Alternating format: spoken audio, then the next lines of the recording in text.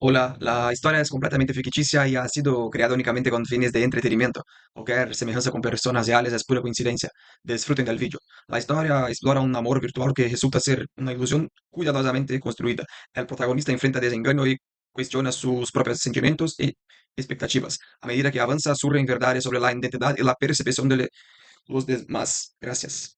La conocí en una app. Era perfecta. Misma música, mismos libros, mismos miedos. Me enamoré antes de tocar su mano. Decidí sorprenderla visitándola sin avisar. La dirección era real, pero ella no. Quien abrió la puerta fue mi hermano. Había creado el perfil para demostrar que yo solo amo lo que quiero ver. Lo peor es que todavía extraño a alguien que nunca existió. Me quedé paralizada frente a esa puerta. Marcos estaba ahí, en pijama, con una taza de café en la mano y una sonrisa que no era de sorpresa, sino de satisfacción. Esa clase de sonrisa que se prepara con anticipación, que se ensaya frente al espejo. Detrás de él vi la sala que yo había visto en fotos, la repisa con los libros de Cortázar, el vinilo de Silvio Rodríguez colgado en la pared, la planta en el rincón que ella decía que no sabía cuidar, pero que igual mantenía viva. Todo era real, excepto la persona que supuestamente habitaba ese espacio. La traición que sentí en ese momento no era solo hacia mí, era hacia algo que yo todavía no sabía nombrar. ¿Qué haces acá, Marcos? Lo único que pude decir fue eso, con la voz saliéndome rota. Él abrió la puerta más, se recostó en el marco con esa calma que siempre me irritó y dijo: vine a ver cómo terminaba el experimento. Tardé varios segundos en entender la palabra. Experimento. Mi hermano mayor, 34 años, maestro de escuela primaria, el hombre que me enseñó a andar en bicicleta, había pasado 4 meses construyendo una identidad falsa para atraparme en una trampa emocional que él llamaba experimento. Ese engaño no empezó la noche que me mandó el primer mensaje, empezó mucho antes, en años de conversaciones en las que yo era, según Marcos, demasiado selectiva, demasiado romántica, enamorada de una fantasía. Yo siempre creí que era una crítica cariñosa. Esa tarde entendí que era un resentimiento cargado. Entré. No sé por qué entré, pero entré. Supongo que una parte de mí necesitaba ver el escenario completo. Necesitaba que la realidad terminara de golpearme en la cara para que yo pudiera empezar a procesar el engaño. La sala olía a café y a polvo de libros viejos. Marcos me señaló el sillón como si fuera su casa, como si tuviera algún derecho de recibirme ahí. Siéntate, Val. Quiero explicarte. No quiero tu explicación, le dije, pero me senté igual, porque tenía las piernas flojas. Me contó que todo empezó 3 meses antes de que yo me inscribiera en la aplicación. Él ya tenía el perfil creado. Lo había armado con cuidado. Usó fotos de una chica que conoció brevemente en un congreso, alguien que vivía en otra ciudad y que jamás se enteraría. Puso una dirección real, la dirección de su propio departamento, el que arrendaba desde hacía 2 años en ese barrio que yo ni siquiera sabía que él conocía. Todo calculado, todo parte de un hermano traidor que creía estar haciéndome un favor. Necesitaba que lo vieras, Val, me dijo, que vieras cómo te inventas personas, cómo proyectas lo que quieres ver. Me temblaron las manos, no de frío, de rabia, porque lo peor, lo que todavía me duele mientras escribo esto, es que tenía razón en una parte, solo en una parte. Yo sí me había enamorado. 4 meses de mensajes, de conversaciones que duraban hasta las 2 de la madrugada, de esa sensación de que alguien finalmente entendía cómo funcionaba mi cabeza. 4 meses construyendo algo que no existía. Y ahora mi hermano mayor estaba sentado frente a mí, esperando que yo le agradeciera la lección. Ese amor que no existió se sentía igual de real que cualquier otro que hubiera vivido. Y eso me rompía más que la traición misma. No lloré frente a él. Eso fue lo único que pude controlar. Me levanté, agarré mi bolso y antes de salir le dije una sola cosa: no vuelvas a llamarme. Salí a la calle y caminé 2 cuadras sin saber a dónde iba. El barrio era tranquilo, lleno de árboles, de ese tipo de tarde que parece sacada de una película pero que en realidad te aplasta porque el contraste con lo que sientes adentro es brutal. Me senté en un banco de plaza. Abrí la aplicación desde el teléfono. Fui directo al perfil de Luciana, así se llamaba el personaje que Marcos había inventado. Lo miré por última vez. Fotos cuidadosamente elegidas, gustos que coincidían con los míos punto por punto, una biografía que decía exactamente lo que yo necesitaba leer, una identidad falsa perfectamente construida. Y yo había caído entera. Lo bloqueé. Luego borré la aplicación. Luego me quedé mirando el teléfono en la mano, sin saber qué hacer con todo lo que sentía. Esa noche, cuando llegué a mi apartamento, lo primero que hice fue sentarme en la mesa de la cocina con una hoja de papel y un lápiz. No para escribir un diario, para pensar con claridad, que es lo único que sé hacer cuando todo lo demás se cae. Escribí una sola pregunta: ¿qué fue real? La respuesta me tardó un rato, pero llegó. Lo real habían sido mis emociones, mi apertura, mi disposición a querer a alguien. El engaño venía de afuera, no de adentro. Eso era importante. Eso era lo que Marcos no había entendido. Porque el problema de las personas que creen que te están enseñando algo es que rara vez se detienen a preguntarse si realmente tienen el derecho de hacerlo. Esa noche no dormí bien, pero al día siguiente llamé a mi madre. Le conté todo. Mi madre, Rosa, 61 años, maestra jubilada, la mujer más pragmática que conozco, escuchó sin interrumpirme. Cuando terminé, hubo un silencio largo. Luego dijo: ¿Marcos hizo eso? Con esa voz que usan las madres cuando algo las sorprende de verdad, Cuando el escáner interno que llevan toda la vida calibrando les dice que esto es diferente a las peleas normales entre hermanos. Sí, le dije. 4 meses, mamá. Otro silencio. Voy a llamarlo, dijo. No, le pedí. Todavía no. Necesito pensar primero cómo quiero manejar esto. Mi madre respiró profundo y me dijo algo que no esperaba. Está bien, pero tienes que saber que lo que hizo no tiene nombre bonito. Valentina tenía razón. El engaño que Marcos había construido no era una travesura de hermano. Era una manipulación premeditada, disfrazada de preocupación. Y eso era otra cosa completamente.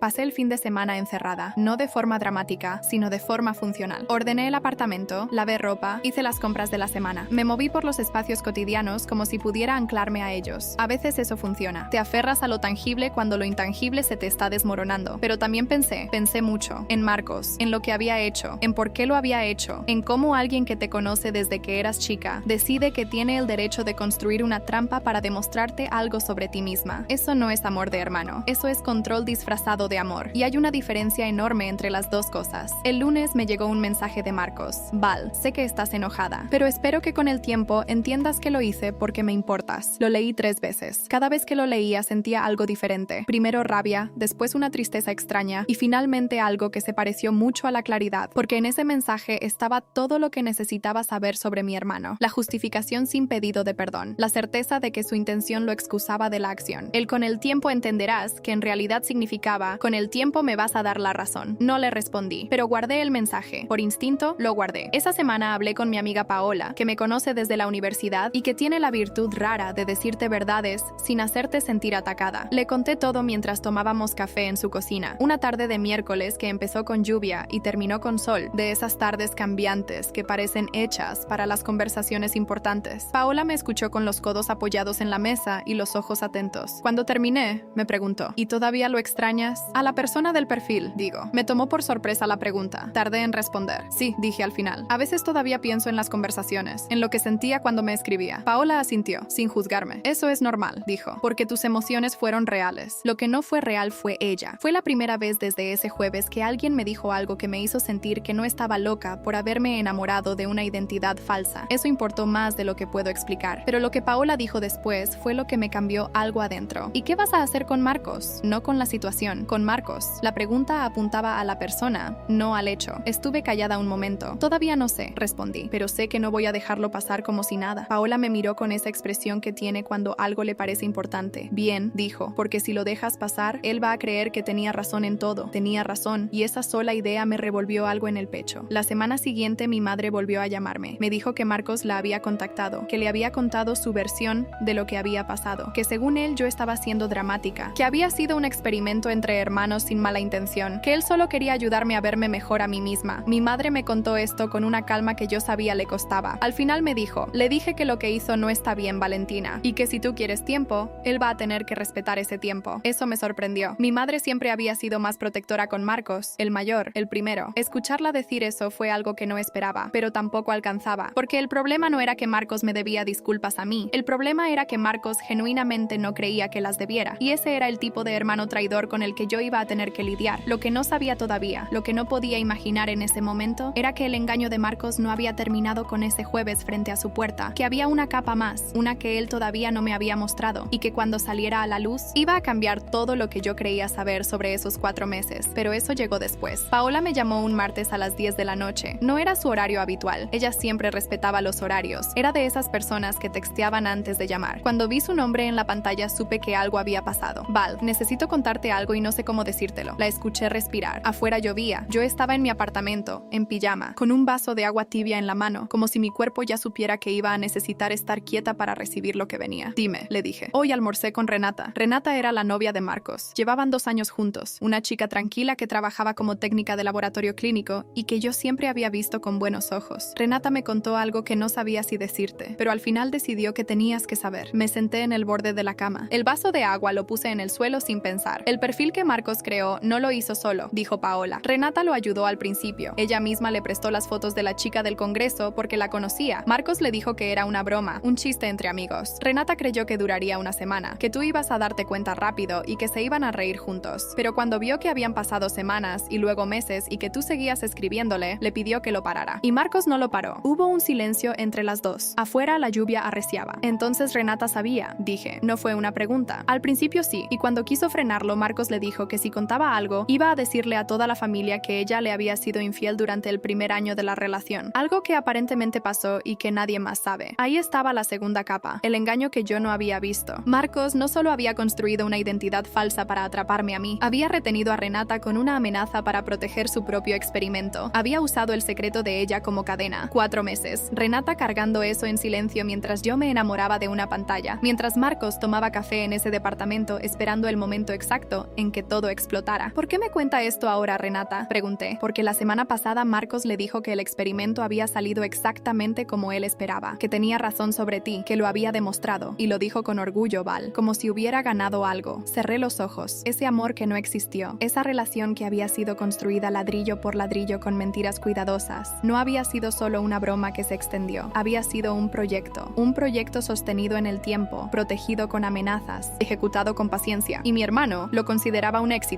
Esa noche no dormí. Me quedé acostada mirando el techo con una claridad incómoda, del tipo que no te deja descansar porque tu cabeza sigue acomodando piezas aunque tú no quieras. Fui armando la línea de tiempo. ¿Cuándo había empezado todo? ¿Cuándo Renata había pedido que parara? ¿En qué momento exacto Marcos había decidido que tenía más valor continuar que detenerse? ¿Y cuándo había planeado abrir esa puerta delante de mí? Porque ahora entendía que el momento de la revelación también había sido calculado. Marcos no me había mandado la dirección por impulso. Yo la había obtenido sola, buscando en conversaciones anteriores donde Luciana había mencionado su barrio, su calle, detalles que Marcos había sembrado específicamente para que yo llegara sola a la conclusión, para que yo tomara la iniciativa de ir, para que la traición pareciera un descubrimiento mío y no una trampa que él había cerrado con sus propias manos. Eso era peor, eso era mucho peor. A las 2 de la madrugada me levanté y me hice un té que no tomé. Me senté en la cocina con el teléfono en la mesa y revisé cada conversación que había tenido con Luciana desde el principio. 4 meses de mensajes. Los leí con ojos distintos. Ahora no eran conversaciones con una desconocida perfecta, eran conversaciones con mi hermano. Cada frase que me había dicho sobre mis miedos, sobre mis patrones, sobre cómo me relacionaba con las personas, venía de alguien que me conocía desde que yo tenía 5 años. Marcos sabía exactamente qué decirme porque me conocía de memoria. Había usado todo ese conocimiento para construir el anzuelo perfecto. El engaño era más profundo de lo que yo había alcanzado a ver frente a esa puerta. Al día siguiente llamé a Renata directamente. Ella atendió al segundo tono, como si estuviera esperando. Le pregunté si podíamos vernos. Dijo que sí, sin dudar. Nos encontramos esa tarde en una cafetería cerca de su trabajo, una cafetería pequeña con mesas de madera y ruido de máquina de espresso que llenaba los silencios incómodos. Renata llegó con el pelo recogido y ojeras que me dijeron que ella tampoco había dormido bien. Lo siento, fue lo primero que dijo. Cuéntame todo, le respondí, y me contó, con detalle, con la voz a veces temblando, a veces firme. Me dijo que en el primer mes Marcos le había mostrado las conversaciones como si fueran divertidas,